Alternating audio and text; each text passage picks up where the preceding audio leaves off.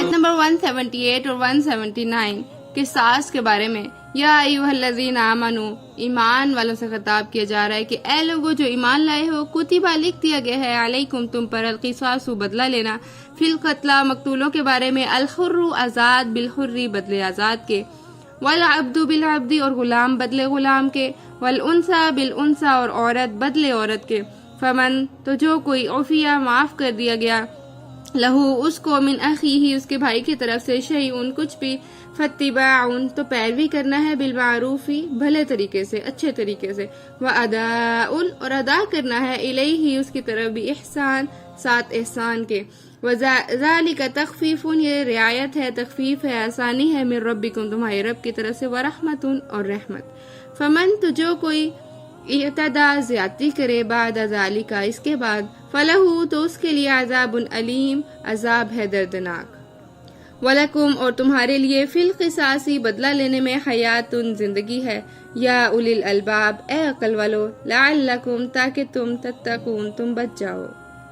تو لہٰذا 177 آیت میں جو بتایا تو اللہ تعالیٰ کہہ رہے ہیں کہ نیکی صرف یہ نہیں کہ وہ کام کیے اور پھر فارغ ہو جاؤ، بلکہ قصاص کو اجتماعی عبادت کہا جاتا ہے، معاشرے کے اندر کی حس جاگتی ہے اگر ہم سارے اجتماعی طور پر کسی کے مقتول جو ہیں ان کا ساتھ دیں۔ تو لہٰذا اسلام ہمیں یہ کہتا ہے کہ انسان قاتل کو پناہ نہ دے، اس کے ساتھ ہمدردی نہ کرے، بلکہ قصاص کی کوشش کرے، کیونکہ جو ظالم کا ساتھ دیتا ہے وہ بھی دراصل ظالم ہی ہوتا ہے۔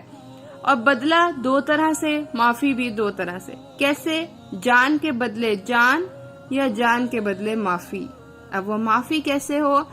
کہ ایک تو دیت لے کر اور دوسرا کچھ بھی نہ لیا، ویسے ہی معاف کر دیا۔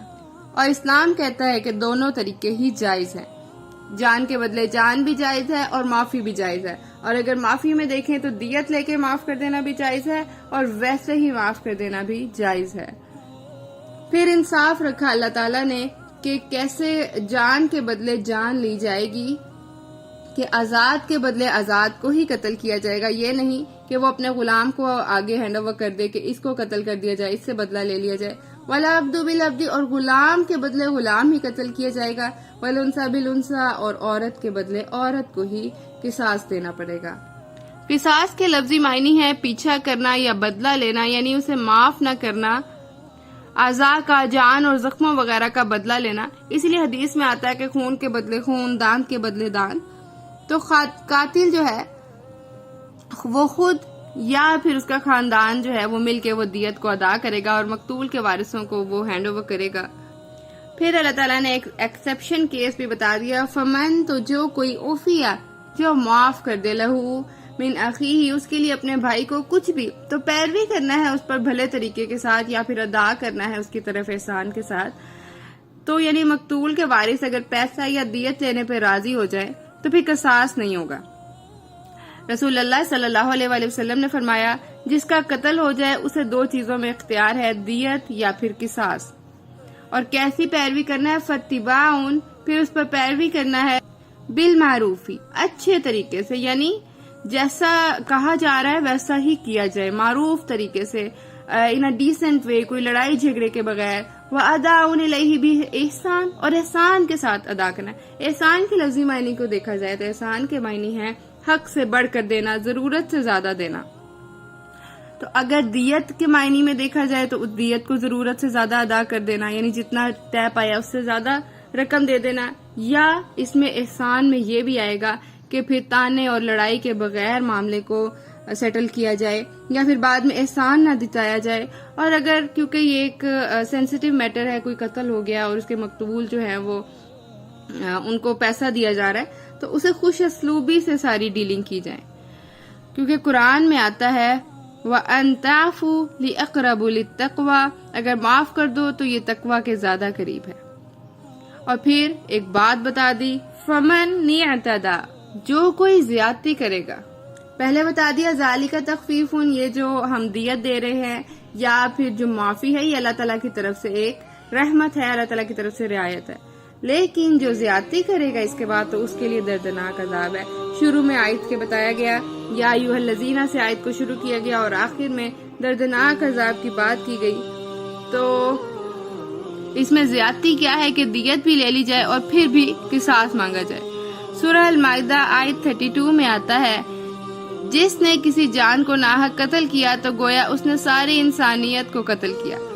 تو کیونکہ یہ اتنا بڑا جرم ہے لہٰذا قصاص لیا جائے گا، لیکن زیادتی کے بغیر۔